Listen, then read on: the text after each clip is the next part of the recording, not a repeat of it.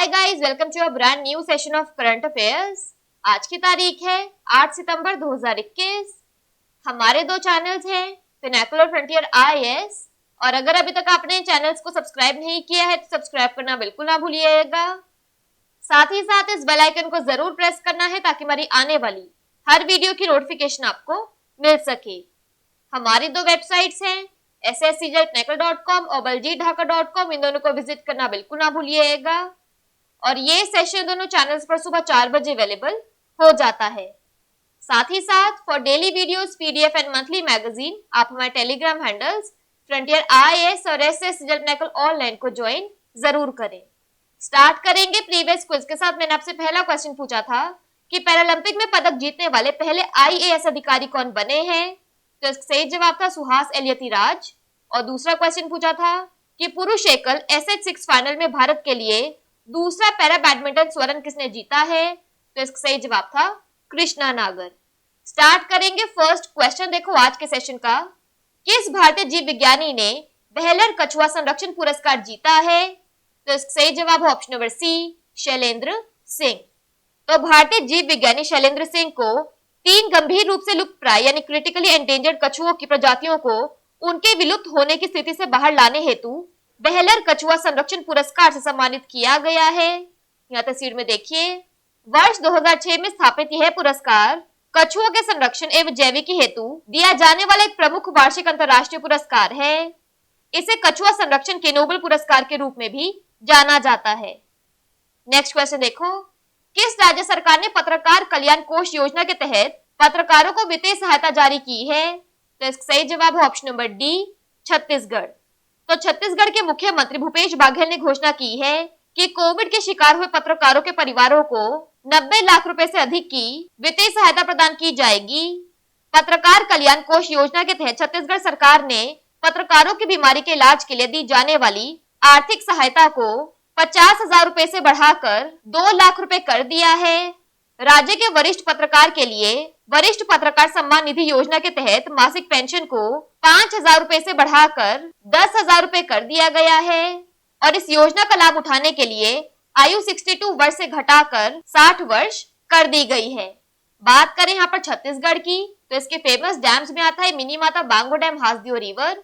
Thermal power plants में आता है Korba super thermal power plant और Sipat thermal power plant.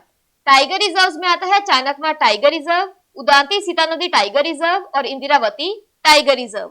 Chhattisgarh की कैपिटल है रायपुर, गवर्नर है Anusuiya Uikey, chief minister Bhupesh Baghel. Next question देखो, G20 स्वास्थ्य मंत्रियों की बैठक 2021 की मेजबानी किस देश ने की, तो इसका सही जवाब है ऑप्शन नंबर बी, इटली। तो केंद्रीय स्वास्थ्य मंत्री मनसुख मंडाविया ने G20 स्वास्थ्य मंत्रियों की बैठक 2021 में इतालवी प्रेसिडेंसी द्वारा आयोजित theme people, planet and prosperity में भाग लिया। बैठक के दौरान उन्होंने सतत विकास लक्ष्यों SDG को लागू करने में इसके परिणामों के विस्तृत मूल्यांकन के साथ कोविड-19 महामारी के वैश्विक स्वास्थ्य प्रभाव की निगरानी के लिए भारत की प्रतिक्रिया साझा की। श्री मंडाविया G20 स्वास्थ्य मंत्रियों की बैठक में भाग लेने के लिए इस महीने की 4 तारीख से इटली के रोम के 4 दिवसीय दौरे पर हैं।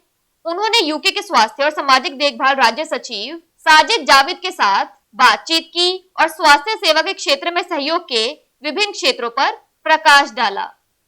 बात करें यहाँ पर इटली की, तो इसकी कैपिटल है रोम, करेंसी है यूरो। नेक्स्ट क्वेश्चन देखो, भारत का पहला डुगोंग संरक्षण रिजर्व किस राज्य में स्थापित किया जाएगा, तो इसका सही जवाब है ऑप्शन नंबर सी, तमिलनाडु। तो तमिलनाडु सरकार ने राज्य के दक्षिण पूर्वी तट पर पार्क खाड़ी में भारत का पहला डुगोंग संरक्षण रिजर्व स्थापित करने की योजना की घोषणा की है। डुगोंग या सी काओ एक एंडेंजर्ड मरीन स्पीशीज है जो समुद्री प्रदूषण के कारण विलुप्त होने का सामना कर रहा है। नए अभयारण्य में लगभग 500 किलोमीटर तक फैले फीड शामिल होंगे। बात करें यहाँ पर तमिलनाडु की, तो इसकी वर्ल्ड हेरिटेज साइट्स में आता है monuments at Mahabalipuram, Chola temples, Nilgiri mountain, railway line.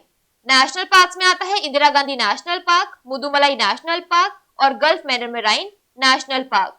Tamil Nadu की कैपिटल है चेन्नई, गवर्नर है बनवारीलाल पुरोहित, चीफ मिनिस्टर है MK स्टालिन।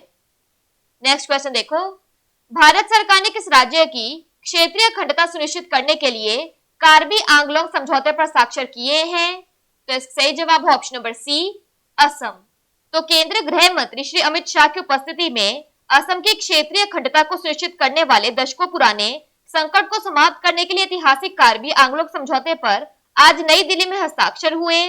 कार्बी क्षेत्रों में विशेष विकास परियोजनाओं को शुरू करने के लिए केंद्र सरकार और असम सरकार द्वारा 5 वर्षों में 1000 करोड़ रुपए का एक विशेष विकास पैकेज दिया जाएगा। कार्बी एक प्रमुख जाति समुदाय है जो कई साल से असम में कार्बी आंगलोंग स्वायत्त परिषद KAAC की मांग करता आ रहा है और अलग अलग हिंसक घटनाओं में लिप्त थे। बात करें यहाँ पर असम की, तो इसकी फोक डांस में आता है Bihu, UNESCO world heritage sites में आता है Kaziranga national park, national parks में आता है Kaziranga national park, Manas national park, Rajiv Gandhi national park, Orang national park और डिब्रू सिखोवा नेशनल पार्क। असम की कैपिटल है दिसपुर, गवर्नर है जगदीश मुखी, चीफ मिनिस्टर है हिमंत बिस्वा शर्मा। नेक्स्ट क्वेश्चन देखो, किस राज्य की मांडा भैंस भारत में 19वीं मान्यता प्राप्त भैंस की नस्ल बन गई है? तो इसका सही जवाब है ऑप्शन नंबर डी, ओडिशा। तो ओडिशा की मांडा भैंस को राष्ट्रीय स्तर पर मान्यता देने का फैसला किया गया है। अब इसे देश में भैंस की 19वीं नस्ल घोषित किया गया है। इस भैंस के जर्म प्लाज्म की पहचान सबसे पहले मत्स्य पालन और पशु संसाधन विकास FARD विभाग द्वारा ओडिशा कृषि और प्रौद्योगिकी विश्वविद्यालय OUAT के सहयोग से की गई थी। विस्तृत सर्वेक्षण करने के बाद राष्ट्रीय स्तर पर स्वदेशी अद्वितीय भैंस मांडा की मान्यता के लिए निष्कर्षों को राष्ट्रीय पशु अनुवांशिक संसाधन ब्यूरो को भेजा गया था। नेक्स्ट क्वेश्चन देखो, इंस्पायर सेट 1 क्यूब सेट किस संस्थान ने विकसित किया है? तो इसका सही जवाब है ऑप्शन नंबर बी, भारतीय अंतरिक्ष विज्ञान और प्रौद्योगिकी संस्थान। सबसे पहले इंस्पायर की फुल फॉर्म है international satellite programme for research and education. तो Indian institute of space science and technology ने घोषणा की है कि इंस्पायर के तहत विकसित INSPIRE sat 1 cube sat launch के लिए तैयार है। 10 किलो से कम वजन वाले छोटे उपग्रह को भारतीय अंतरिक्ष अनुसंधान संगठन इसरो के आगामी ध्रुवीय उपग्रह प्रक्षेपण यान यानी polar satellite launch vehicle PSLV mission पर लॉन्च किया जाएगा। इंस्पायर सेट 1 के ऑनबोर्ड कंप्यूटर और विद्युत बिजली आपूर्ति को IIST के छात्रों द्वारा डिजाइन और विकसित किया गया था। इंस्पायर सेट 1 मिशन की योजना मूल रूप से 2020 के लिए बनाई गई थी, लेकिन कोविड-19 महामारी के कारण इसमें देरी हुई। नेक्स्ट क्वेश्चन देखो, एशियाई स्क्वॉश फेडरेशन के उपाध्यक्ष के रूप में किसे चुना गया है? तो इसका सही जवाब है ऑप्शन नंबर बी, साइरस पोंचा।